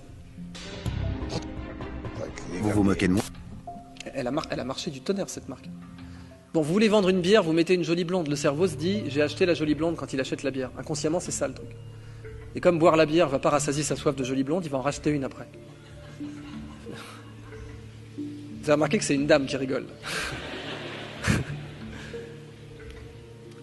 On dit souvent que pour vendre un produit à un mec, il faut cibler la testostérone, donc le pouvoir, la domination, la réussite. Et que pour vendre quelque chose à une femme, il faut cibler les oestrogènes, typiquement l'engagement.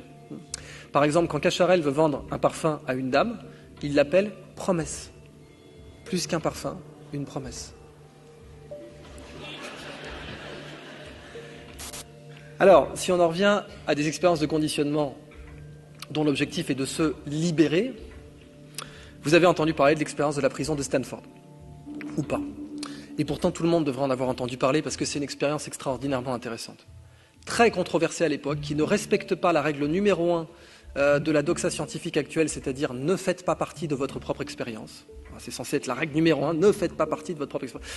Et pourtant, l'expérimentateur, il a fait ça. Il a pris un quart d'étudiants, non pas que d'étudiants, de pères de famille, de gens qui avaient été vérifiés dans leur background pour aucun antécédent d'ordre judiciaire ou psychiatrique. Et il prend donc un quart et il leur dit à partir de maintenant, tous les gens à ma gauche, vous allez jouer des faux prisonniers dans une fausse prison, et tous les gens à ma droite, vous allez jouer des faux gardiens dans une fausse prison. En 1971, Philippe Zimbardo, alors professeur au département de psychologie de Stanford en Californie, a réalisé une expérience, l'expérience de Stanford, restée dans les annales. Philippe Zimbardo a divisé un groupe d'étudiants en deux. D'un côté les gardiens, de l'autre les prisonniers. Il s'était attribué le rôle de directeur de la prison. Les gardiens avaient reçu un uniforme, une matraque et le pouvoir absolu sur leurs détenus. Les prisonniers étaient tous vêtus d'une blouse blanche, ils étaient à 3 par cellule et étaient appelés par des numéros. L'expérience a très vite échappé au contrôle de Philippe Zimbardo. Les gardiens ont commencé à brimer leurs prisonniers et à leur imposer des punitions physiques. Ils se sont laissés griser par l'ivresse du pouvoir et y ont même pris plaisir.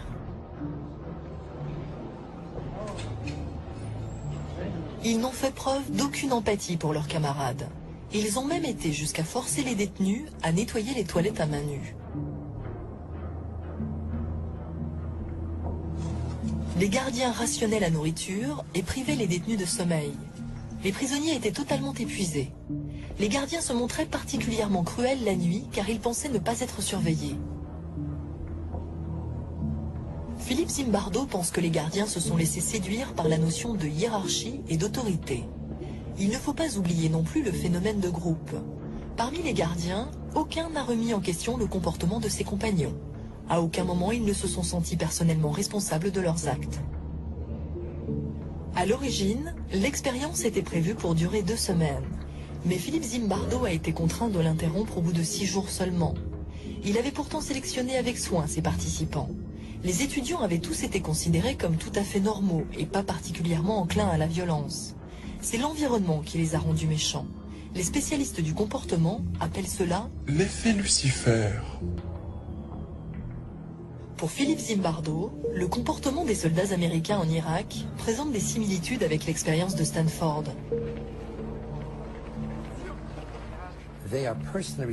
Les soldats sont responsables de leurs actes, mais les personnes qui les ont obligés à travailler dans de telles conditions sont également responsables.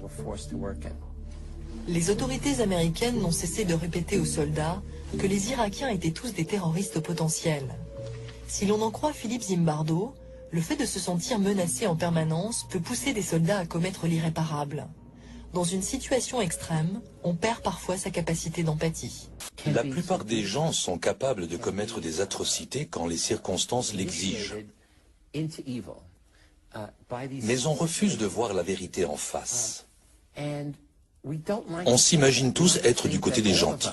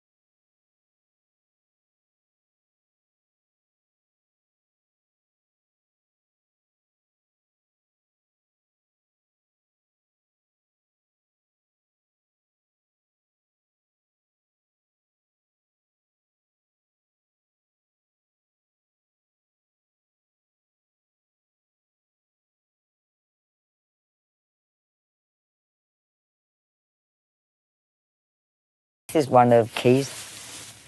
That's the Kabbalah one that she does, you see. I think that's Hebrew, I don't know. These, a lot here are Ria's. Ria, her work is very bright and it's graphic of abuse. Had a lot of trouble with her work because her paintings are not the ones that people want to be put, really on their wall. Yeah, and that I see as dissociation. That is a print of that girl there. So, and they've all got that on in some sort of way. DID is a coping mechanism. So I don't have any knowledge of any trauma so that I can then just get on with my life and I'm actually not affected by it. Obviously somebody like Ria must have some memory of a trauma. I don't know. I mean, her paintings suggest she does. Are you painting from memories from your childhood?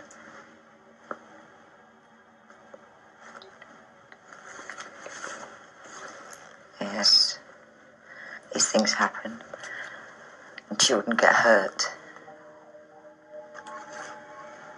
It makes me very sad. They're not happy. Can you tell me about yourself? How old are you? I'm 12. And what are some of your first memories of your childhood?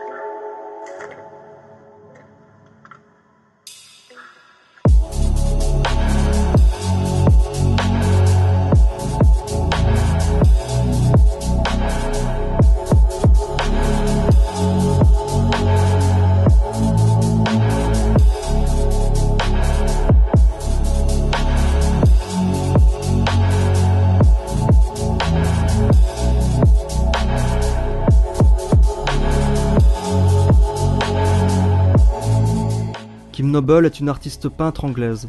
À partir de l'âge de 14 ans, et pendant une vingtaine d'années, elle a régulièrement fait des séjours en hôpital psychiatrique, jusqu'au jour où elle a rencontré le docteur Valery Sinason et le docteur Rob Hale. En 1995, elle a finalement été diagnostiquée avec un trouble dissociatif de l'identité, un diagnostic qui a été validé par le professeur John Morton de l'University College of London. En 2004, au cours de séances d'art-thérapie, Kim Noble et ses 13 personnalités découvrent un grand intérêt pour le dessin. Une douzaine d'altères commencent alors à s'exprimer avec des pinceaux et de la peinture, chacun ayant un nom et un style tout à fait différents. Les thèmes sont également totalement différents. Certains peignent des paysages ou des personnages apparemment anodins, tandis que d'autres œuvres sont beaucoup plus sombres et explicites quant aux abus rituels que Noble a pu subir durant son enfance. La personnalité altère nommée Ria Pratt dépeint clairement des scènes de viol et de torture sur des enfants, des scènes que Noble a incontestablement vécues et dont les mémoires traumatiques ont été conservées par certains alters. Dans ces peintures représentant les abus rituels, nous retrouvons une grande similitude avec les divers témoignages d'autres survivants de MK.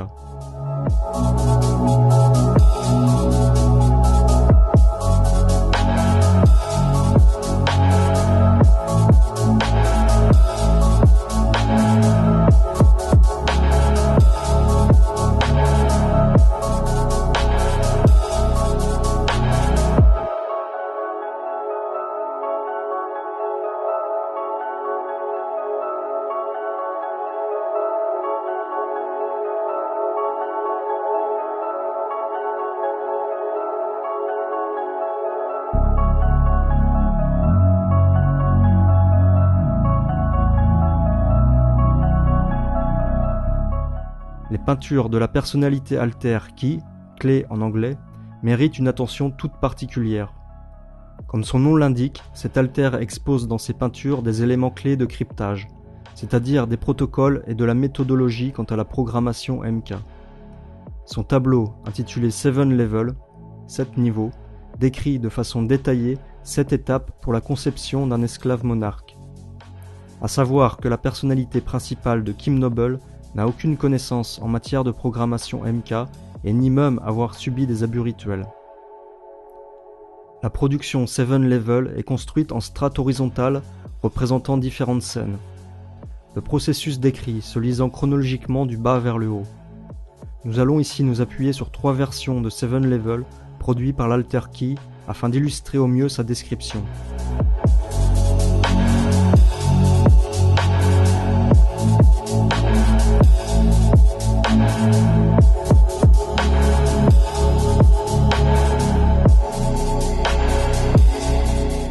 Phase numéro 1. Naissance en enfer.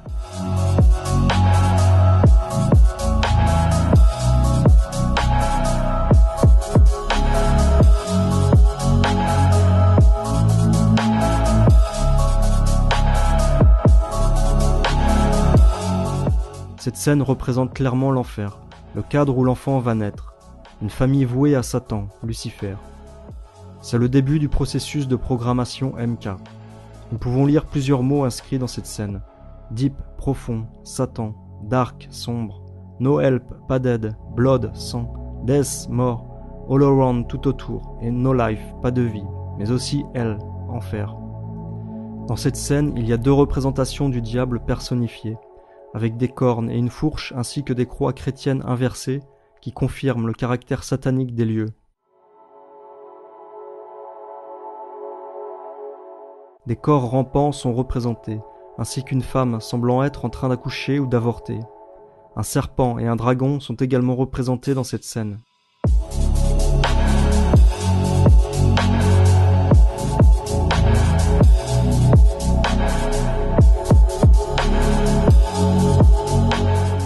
Phase numéro 2. Les chocs traumatiques.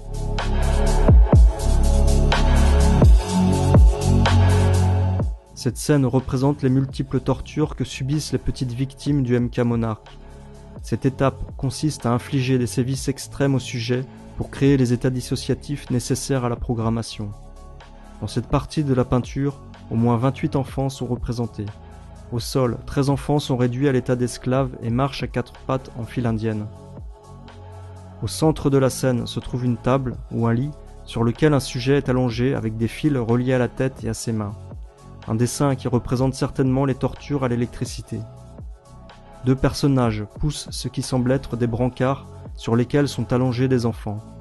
Nous pouvons également voir dans cette scène de nombreuses cages dans lesquelles sont enfermés des enfants. D'autres encore sont pendus par les pieds.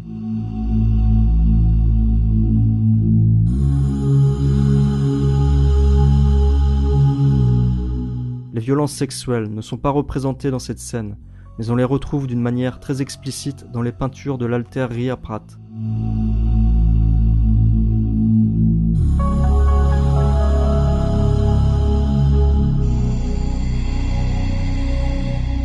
Phase numéro 3. Dissociation et fractionnement.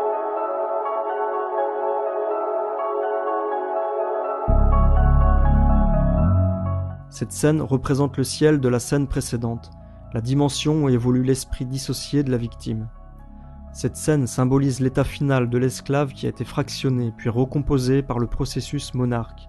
Il peut à présent être relâché dans le monde profane pour remplir sa fonction d'esclave.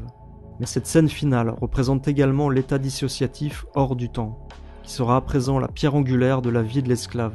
Nous voyons également dans cette scène un œil, l'œil de Lucifer qui voit tout, qui surveillera en permanence le nouvel esclave MK Monarque. Dans cette version, l'ange est entouré de cœurs, laissant supposer qu'il s'agit là d'une entité bienveillante, peut-être l'ange gardien de Kim Noble. N'oublions pas que la victime fractionnée possédera toujours un noyau dur, inattaquable par Satan, son âme qui reste reliée à la cité du bien et à ses anges fidèles.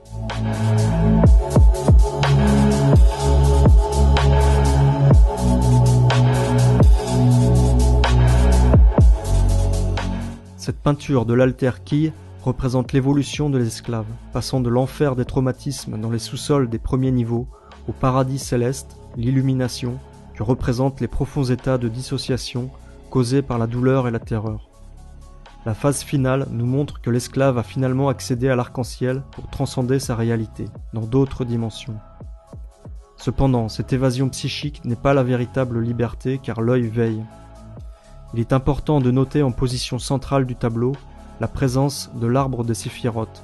C'est un élément symbolique primordial de la Kabbale, elle-même à l'origine de nombreuses pratiques magiques.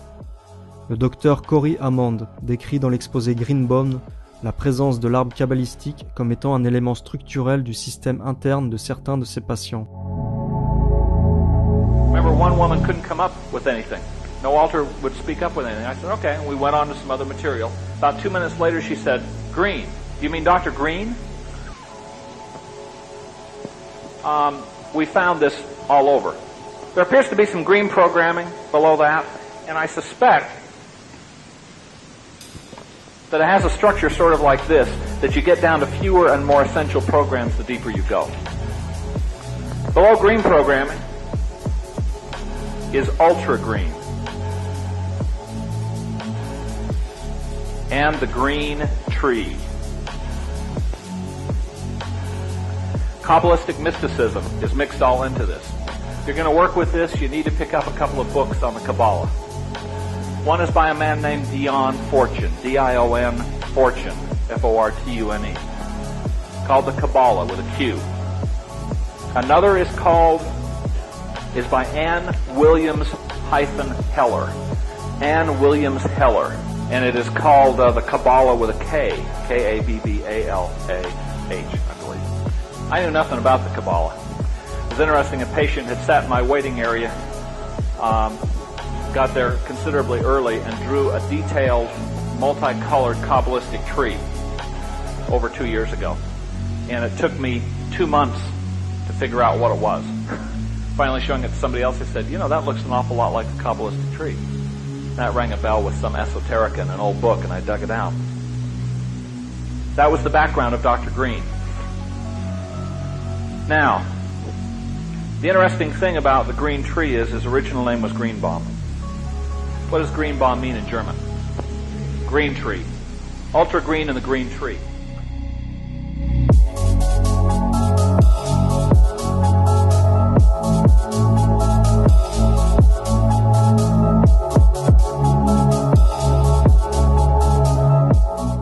L'Alter Key a également produit 2 autres peintures intrigantes. It Happens, ça s'est passé, est composé de couches superposées autour d'un personnage central. Une personne sans défense attachée à un lit. La tête est symboliquement décapitée du corps par une ligne, ce qui représente le concept de dissociation.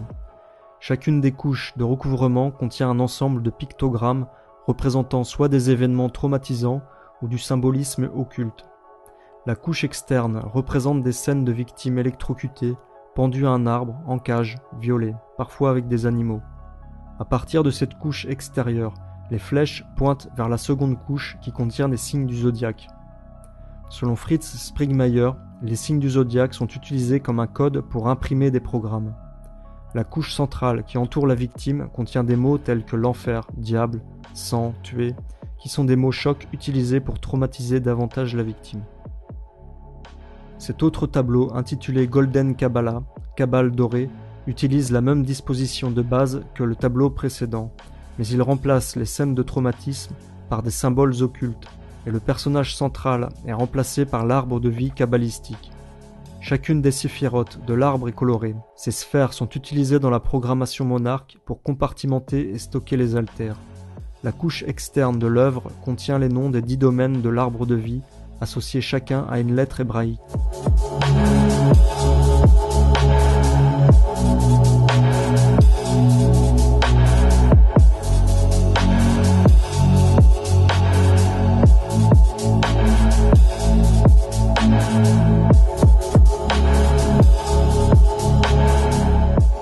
La sorcellerie et l'occultisme semblent être au cœur du processus de contrôle mental de type monarque. Bien que Kim Noble refuse d'admettre qu'elle a subi des abus rituels, ses personnalités altères Ria Pratt et Key possèdent des mémoires qui sont clairement reliées à des abus rituels et du contrôle mental basé sur les traumatismes. Un thérapeute aurait probablement beaucoup de choses à apprendre en discutant avec la personnalité altère Key. La véritable source d'inspiration intérieure de Kim Noble est la programmation MK Monarch. It is an illness, it is a real physical descent of something quite terrible into people's minds. And if you say to someone, I'm asthmatic or I'm diabetic, they don't go, oh yeah, oh goodness. But if you say I'm bipolar, there is a little look that can flicker in their eyes, and it's tricky. Not in Hollywood, of course. I interviewed my good friend Carrie Fisher, who you may remember as Princess Leia, yes. The daughter of Debbie Reynolds, wonderful, amazing person, and she describes herself as the poster child for bipolar.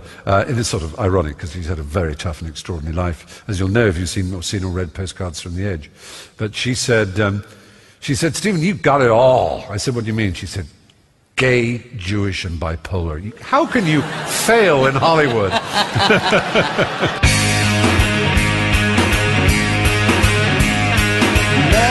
Depression is touching my soul. I know what I want, but I just don't know how to go. Image. The setting, usually temporary malfunction or irregular. Carrie, I wanted to talk about you being so open about your battle with bipolar disorder. Fisher was famously open about her bipolar disorder and drug addiction.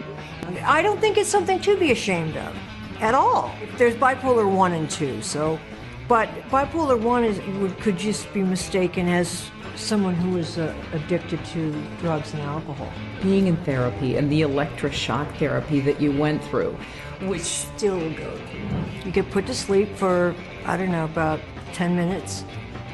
And as you're going to sleep, they put it's like a little piece of film. They put one here, here, here, here. I mean, the word we use now, is, I'm sure you're aware, is bipolar. You take medication? I do. I take lithium every day, rather large dose of it. It seems to.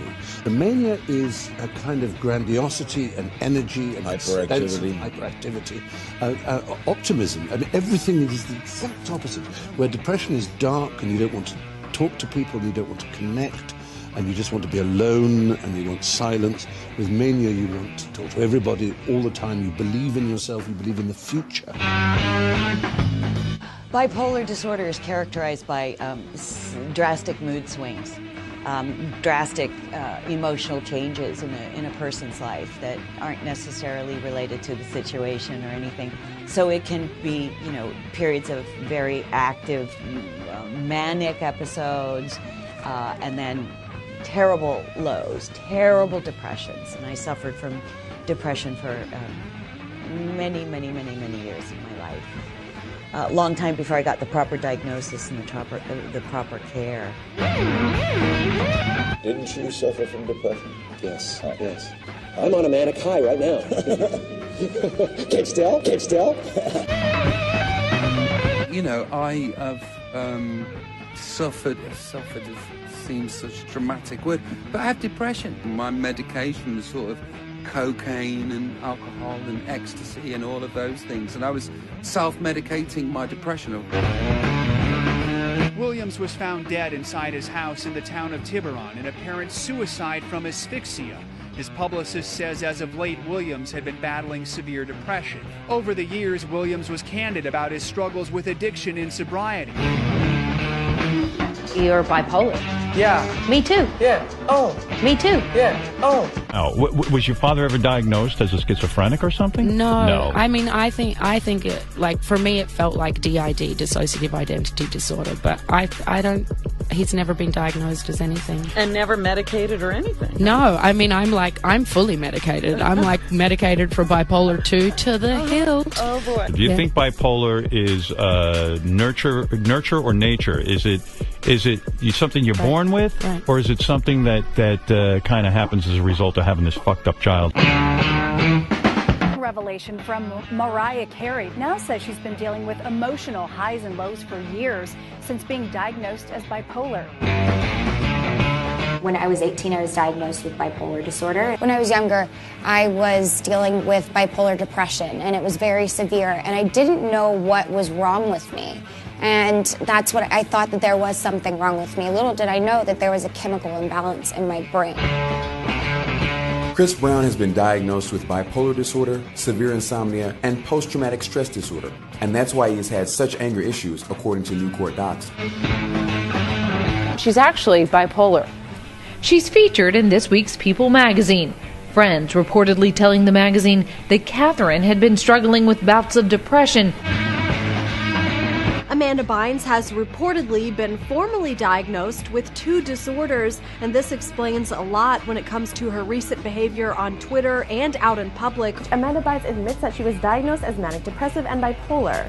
I was diagnosed bipolar and manic depressive, so I'm on medication and I'm seeing my psychologist and psychiatrist weekly, so I'm fine.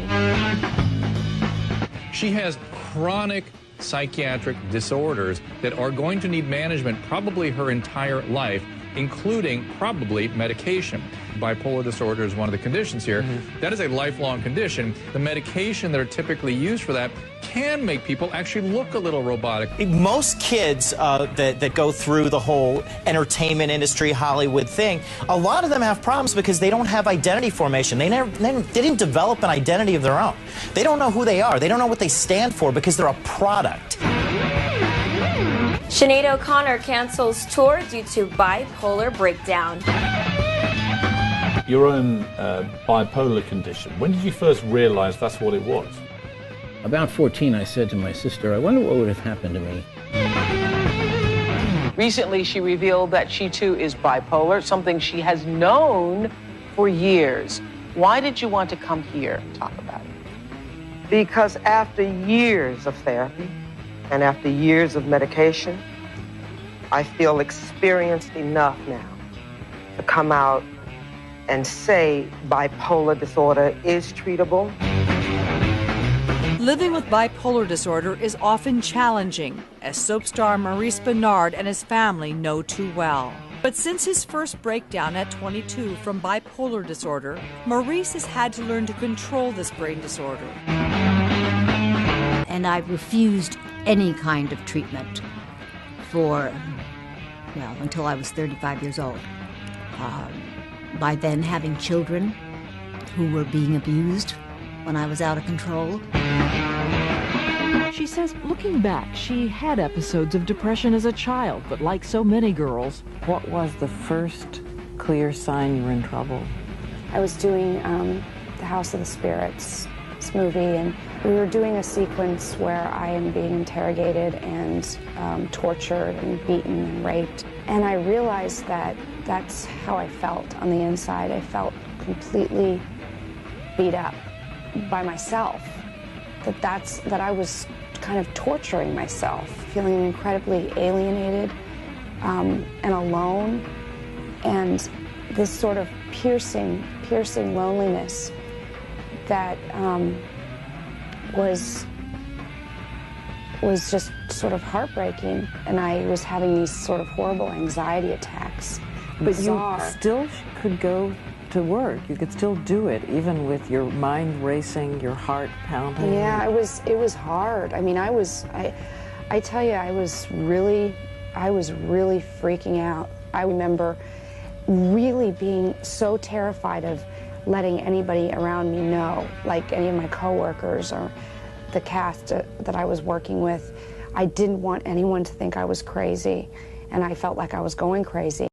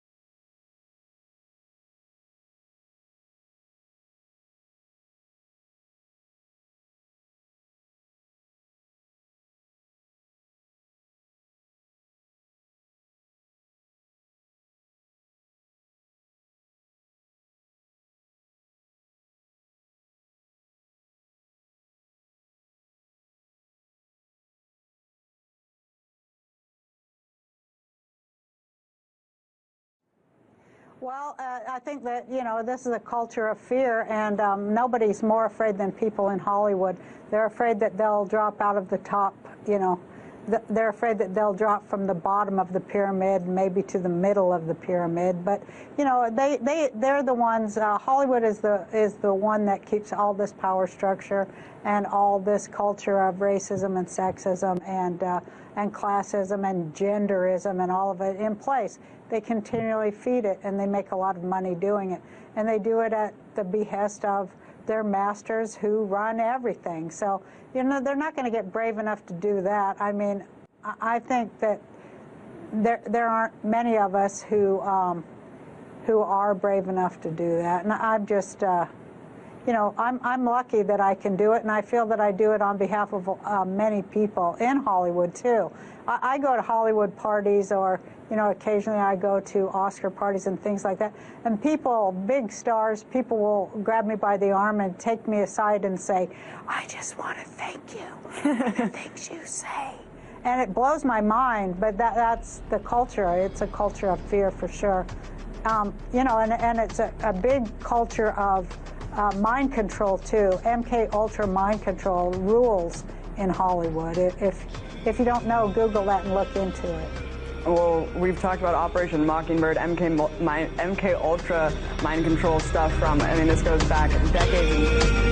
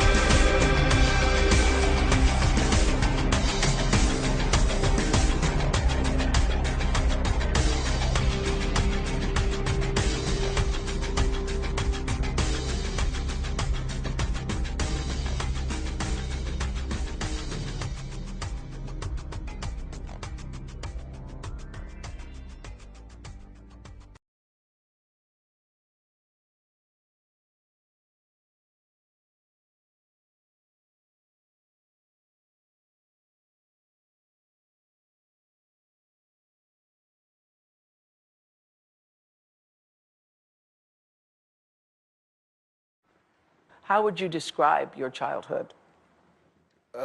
For me, a living hell. I was able to, somewhere along the way, that my saving grace was I learned how to leave myself. I remember my mother and my aunt taking me to the park. Look at your cute self there. Yeah. Yeah, it's hard for me to look at. Okay, it's hard for me to look at those pictures because I feel like I died as a child. In addition to being regularly beaten by his father, Tyler says he was sexually abused.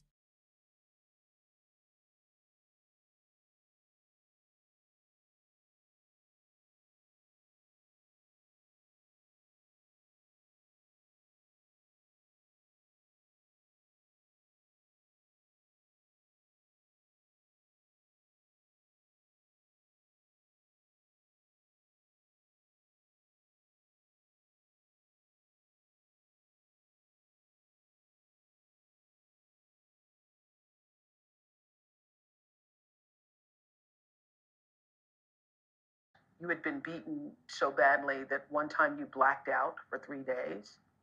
It was around, my father, he played all these mind games with me. And there was a door in my bedroom, and there were 6 panels in the door, and the top 2 panels were glass, and it was broken at the bottom. And then the hole is about this big, and he would stand there staring at me for hours. And I didn't know it. I would be reading a book or something or playing, and I would look up, and I see these greenish gray eyes just staring at me. It was horrifying to me. And he played these mind games with me. This one in particular, he wanted me to change a tire. And I could not change the tire. So I go in and I tell him, and he went into a rage. And he comes back, and all I remember is him tackling me. And I remember holding on to a chain link fence. And I'm holding so tight, my hands are bloody as he's hitting me. And I'm holding, just trying to hold on for my life. And I feel myself trying to get to that place, trying to get to the park. In your mind? In my mind, I'm trying to get to the park so I can deal with this. And I can't. I couldn't get there. And I was so enraged about it. And I kept trying and trying. And when I finally I saw the grass coming in my mind, I see myself running from me. Wow. And I couldn't get the little boy. I couldn't get the little boy to come back to me. I couldn't get myself to come back to me. And I think I died that day, and I don't understand. It took me so long to understand what happened when I finally got there.